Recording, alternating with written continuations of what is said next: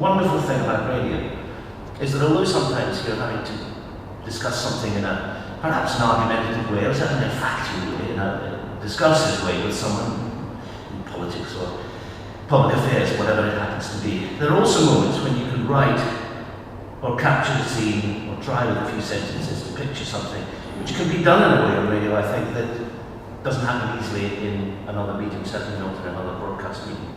And so what I tried to do when I was writing these, when I got the names, was to use them to tell the story of the era, so that they wouldn't simply be the story of the past. I mean, let me give you an obvious problem. If you're faced with Margaret Thatcher, Tony Blair, to take two obvious examples, the two prime ministers who were on the list, how can you begin to say anything that is remotely comprehensive in 1,800 words or so, which is what each one amounts to? You can't. There's far too much. And if you try to be comprehensive, you obviously try to be fair and accurate, but you have to try to catch some angle, some glint in the portrait that will get to the heart of the subject without pretending to be comprehensive. And I came to a point in this where I felt a great release with some people, some of whom I'd known or watched, and I realised that it was impossible to do anything other than give a personal account which in some way would cast a particular shaft of light on the person who wouldn't pretend to be the last word. I realised that there was an arc of a story here, and it is a story. It begins with Hillary climbing Everest and the news being flashed to London on the very day of the coronation. And I was trying to find that continuity and change in these people. That was the most interesting thing for me.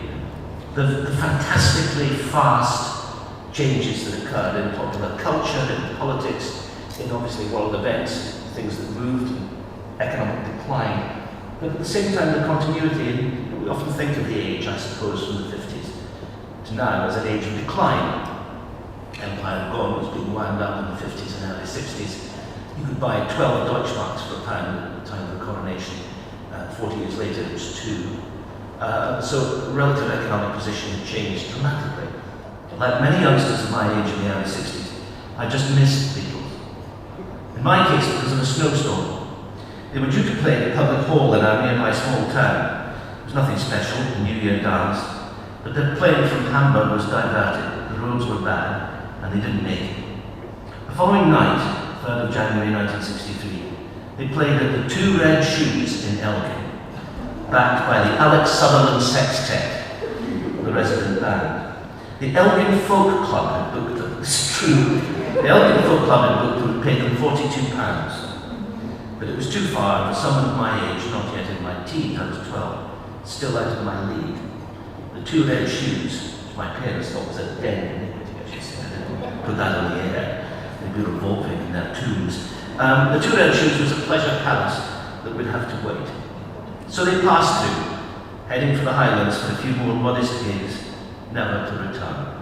The other one that people talk about is Simon Cowell. Well, you know, who's even now somewhere in the world barking away on a Saturday night to somebody, you know. But Cowell is the ultimate man of the first decade of the 21st century.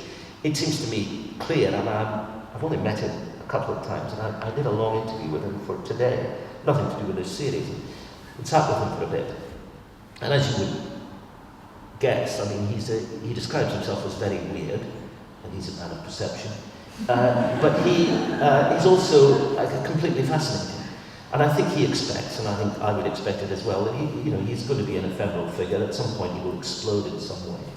But he's stamped a particular kind of character of the celebrity culture of our moment, whether you love it or loathe it or are neutral about it, which very few people are, on this time. And therefore it's important that you reflect that. Because if you just had a kind of expanded order of merit of all the great and the good, I think it would be pretty thin.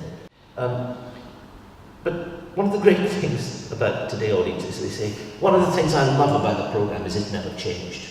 You know, I tell you, if you listen back to a Today programme from the 70s, when politics was hardly covered on the Today programme, and Monty Modlin was at Billingsgate Fish Market telling you the price of oysters that morning, whatever it was. And there was a guy called John Lees that used to do the leaks of 4p a pound or whatever. And it was all, and Jack Lemani was bubbling away, not being able to tell the time. That hasn't changed. There's a wonderful clip of Jack Lemani presenting the programme in 1968 after the anti-Vietnam riots in Grosvenor Square against American intervention in Vietnam, where there was a street battle with sort of LSE students and police on horses, traditional British scene. And Demani opened the programme on Monday morning saying, well, good morning, it's Monday morning. Let's hear it for the great British Bobby, seeing these long-haired louts off the streets, I mean, if you had it, you wouldn't believe some of the things. I'm not making this a political point. It's just, so the style has changed actually enormously over the years. And some of the ones I thought were going to be most difficult turned out to be quite easy. I found Margaret Thatcher and Tony Blair terribly difficult to do. Partly because, I was a reporter at Westminster from 1978 through to pretty well the end of the Thatcher era. Obviously interviewed him a few times. And, obviously no Blair for obvious reasons. And trying to sum up those two in less than 2,000 words is really quite difficult. But I'm quite reasonably happy with them. But it's much easier to do somebody you don't really know. One of the awful things was I would run into people who knew some of these characters, especially the early ones, and say, who are you doing next? And I said, I've just written ran into an old friend. I said, I've just written Margot Fontaine. And he said, I've got the most marvellous story about Margot. I said, I just recorded it yesterday, shut up. Then of course he told me the story and it was unbroadcastable. I couldn't even, so I was somewhat relieved. And all the Olivier stories that people told me afterwards, I'm glad I didn't know it. It would have been very difficult to get them on the air. Thank you all very much.